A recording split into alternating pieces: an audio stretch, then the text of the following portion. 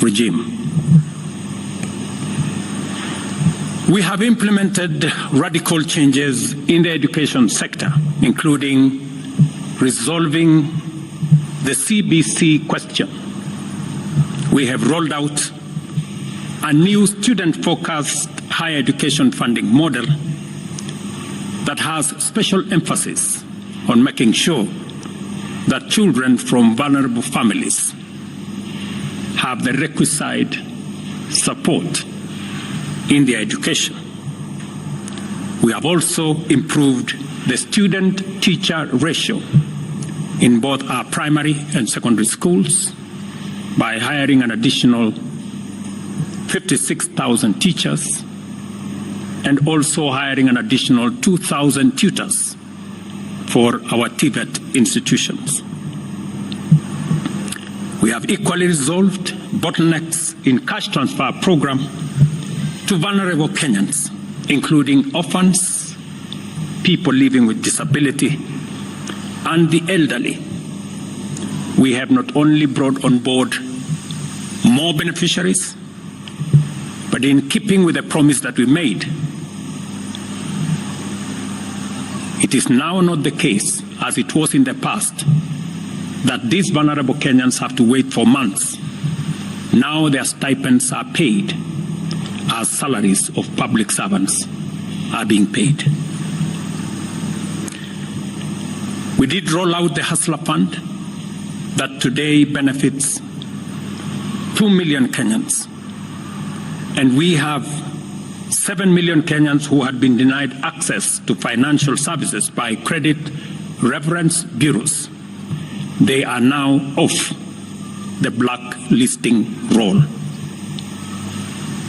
Our affordable housing program has now more than 100,000 housing units under construction. The first cohort I will be launching in a couple of months to new homeowners. And we have 160,000 young people across Kenya that are employed under this program. To expand manufacturing, value addition, and agro-processing as a key contributor to job creation, 18 county aggregation and industrial parks and 6 new special economic zones are under construction across Kenya. And at the same time, we have 200 fresh produce markets that are at various stages of construction to support our farmers with access to markets for their produce, in keeping with the commitment we made to our mama mbogas. To accelerate manufacturing, last year we imposed levies on importation of clinker that can be manufactured in Kenya. We made a saving of Kenya shillings 20 billion in foreign exchange as imports of clinker dropped to almost zero. We also imposed levies on imported steel billets. And today we have 11 steel factories that 6 years ago were closed. They have started operation, hiring 16,000 Kenyans, and last year alone we saved 120 billion shillings in foreign exchange as a result of this intervention. Our digital transformation agenda is also on course with 17,000 government services online, while we have 274 digital hubs across Kenya with 152,000 students and digital workers in our TVETs and also in digital hubs in different parts, up and running and giving young people an income.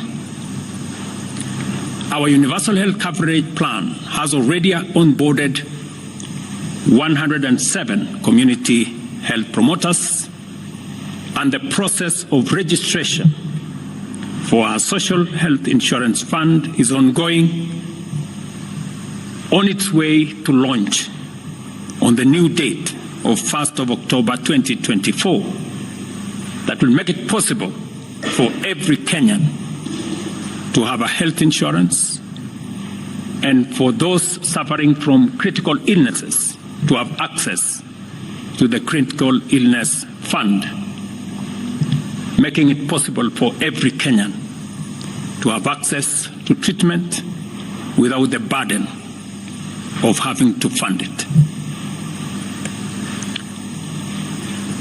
On the measures I announced last week, barring state and public officers from engaging in harambes, I want to inform the country that the public fundraising appeals bill is now ready for publication tomorrow. However, even with the progress we have made, I am acutely aware that the people of Kenya have very high expectations of me. And they believe that this administration can undertake the most extensive transformation in our nation's history. Recent events that necessitated the withdrawal of the finance bill, which will require a review and reorganization of our budget and fiscal management, have brought us to an inflection point. Upon reflection, listening keenly to what the people of Kenya have said, and after a holistic appraisal of the performance of my cabinet and its achievements and challenges, I have today, in line with the powers given to me by Article 1521 and 1525B of the Constitution and Sections 12 of the Office of the Attorney General's Act, decided to dismiss with immediate effect all the Cabinet Secretaries and Attorney General of the Republic of Kenya, of the Cabinet of Kenya, except the Prime Cabinet Secretary and Cabinet Secretary for and Cabinet Secretary for Foreign Affairs and Diaspora Affairs.